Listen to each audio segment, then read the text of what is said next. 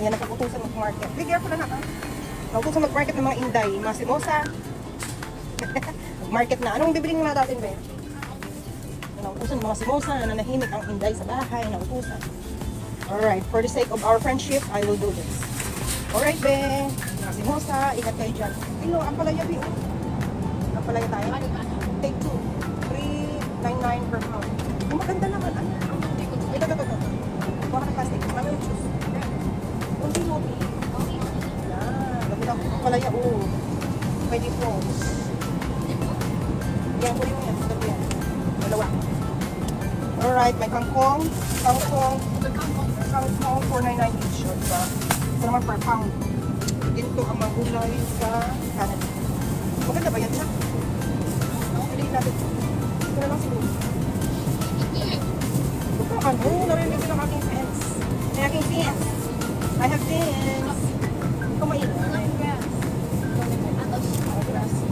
Alright, mag-market muna si Carl. See you din. Nahirapan tayo maghanap ng dark soy sauce. Ilang ml ba? Dark soy sauce. Talaga, makapagpagsit lang. Alang-alang sa ating samahan. Mag-market ako. Ito na. You don't speak, you look. Sorry naman. Sorry, no. Lagay mo yan. Malalay. Bell pepper. May bell pepper ako sa bawah. Bell pepper. Ayan, bell pepper. Ha? Opo. Tapos ito pa. Ano pa ba? Plastic pa, anak. Tara. Kurado na itong ano to. Tama na ba yan? Okay. Dito tayo sa counter. Yung bag. Ito. Yung bag. No, we put this in the front. Ha? Ang bag ng bodyguard ko.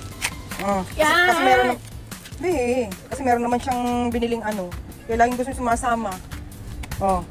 What did you say? Thank you. Akin na yan. No. Lagyan mo yun doon. Okay na mga simosa. Iapit ko na kay Madam Marites. See you na, Beth.